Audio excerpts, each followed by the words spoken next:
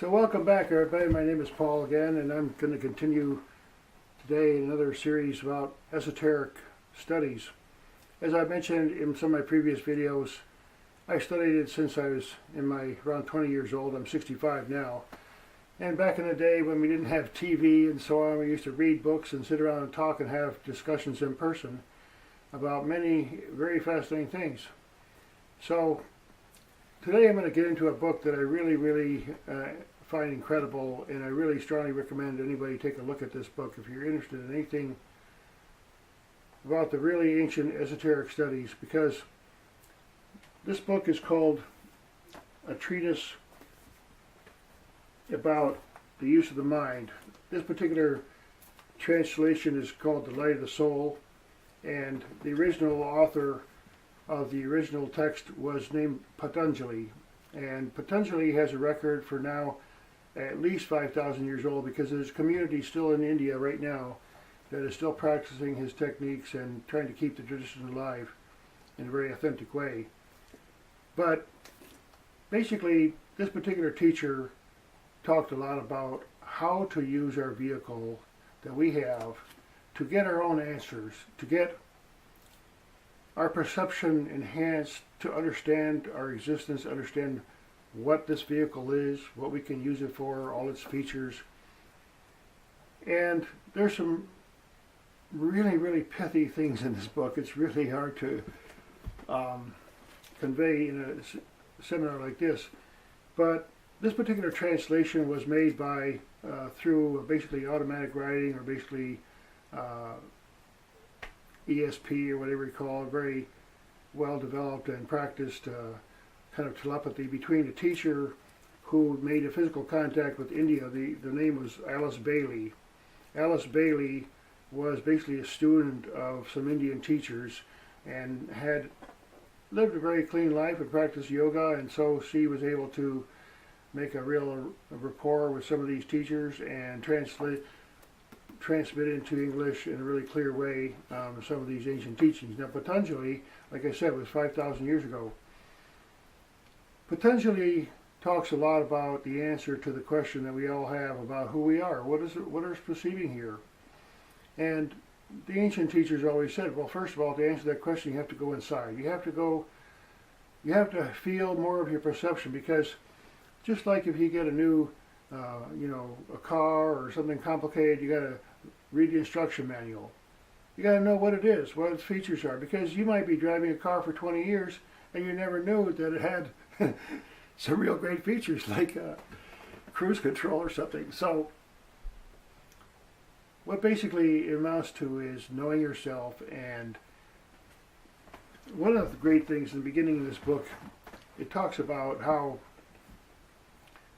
during the transmission of information from a student, because to another person, another student, basically all beings are students. We're all trying to grow and understand, and then in the spirit of brotherhood and unity, we convey whatever we learn.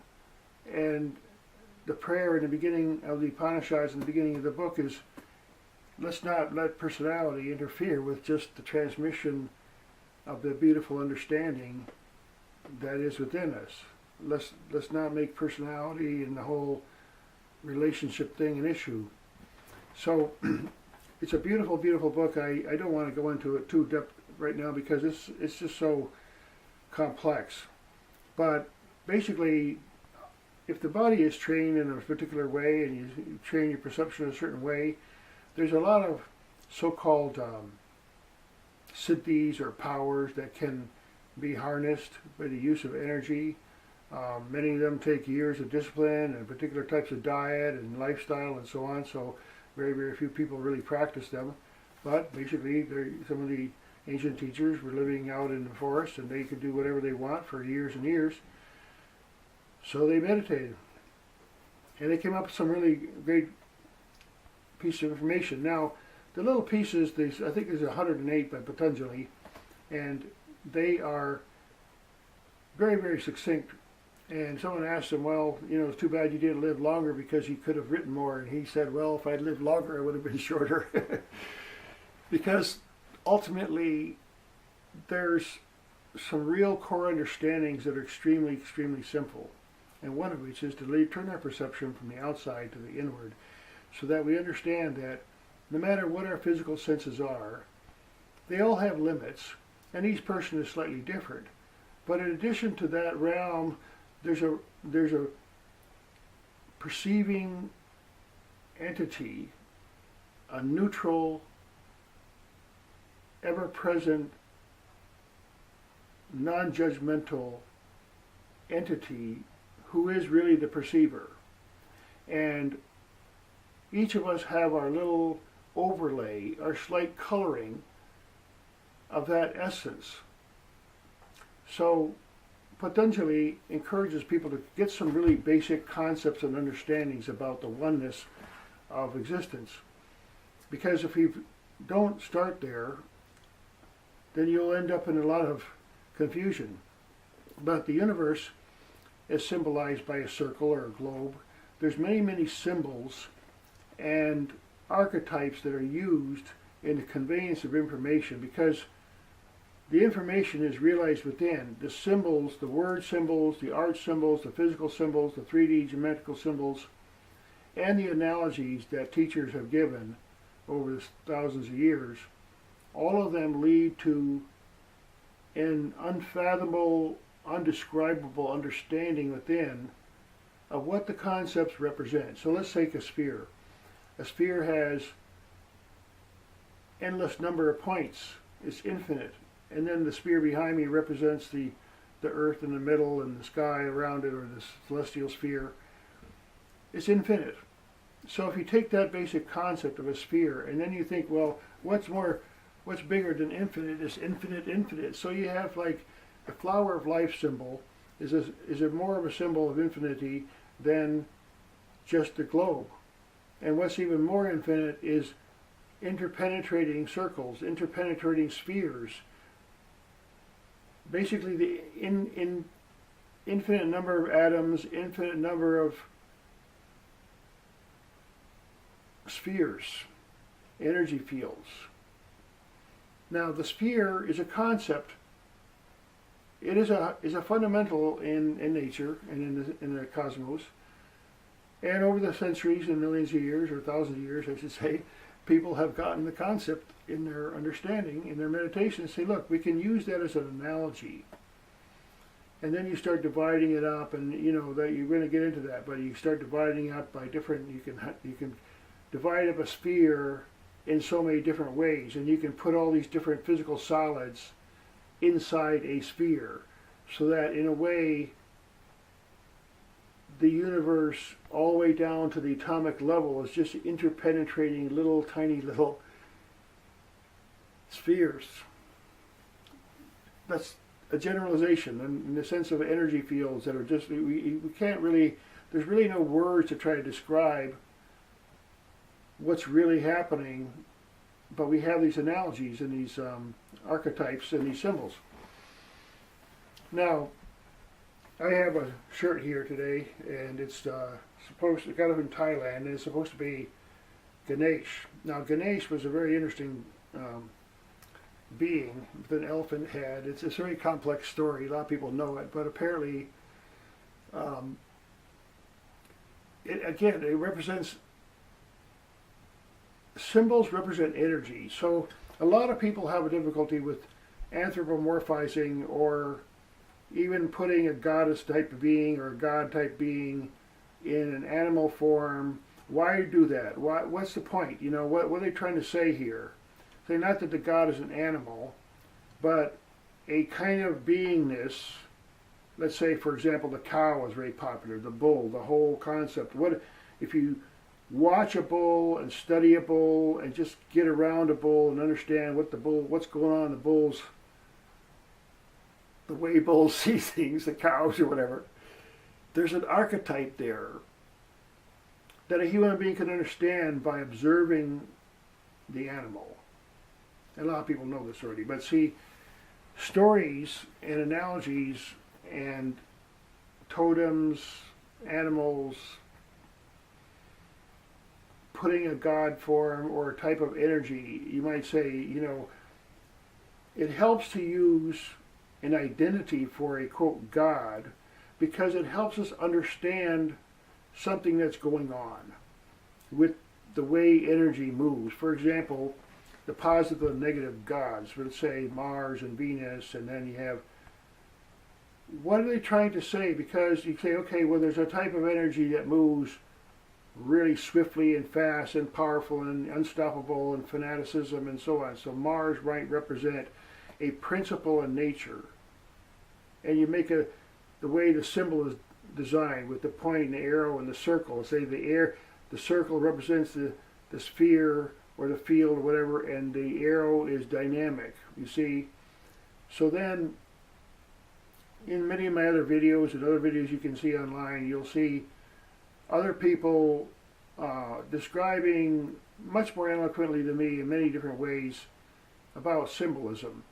Now, let's say you take a sphere, and there's a principle called cymatics. A lot of people know this word. Basically, if you put some sand onto a plate or a sheet of metal or something, and then you attach some music or some sound to it, you can dial up the different kinds of sounds and frequencies, and it will change the pattern. The patterns dance. It's amazing. The particles of the sand just dance into new geometric formations. It's dramatic. It's incredible, like a kaleidoscope.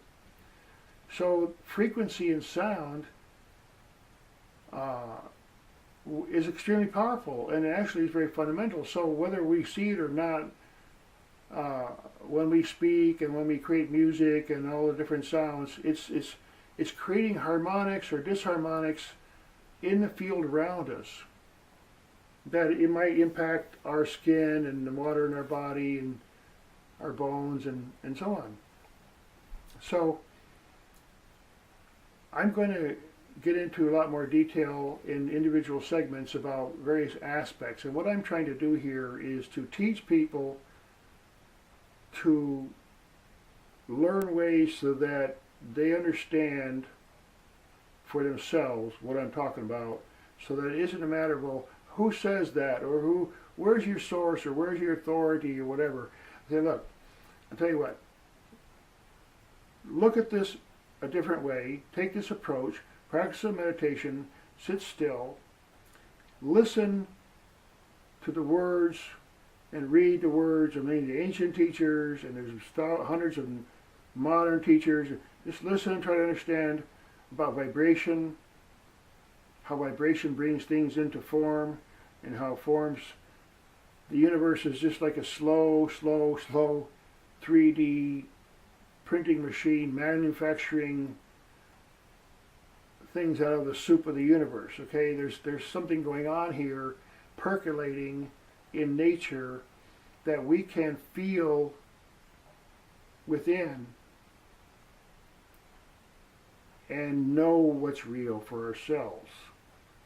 And there's a lot of these understandings that these great teachers had, and wrote many of these fabulous books of healing and astrology and ancient history and energy and so on. It was just about feeling, and everything great, all greatness comes from concentration. That's what it says in the Upanishads. It's a very simple thing, and concentration also means a certain amount of persistence and reflection. And one of the greatest pieces of advice I ever heard from this Patanjali was, don't react to what you perceive. Instead of having a radar that is going beep, beep, beep, beep and bouncing off, okay, we have that aspect of our attention that we can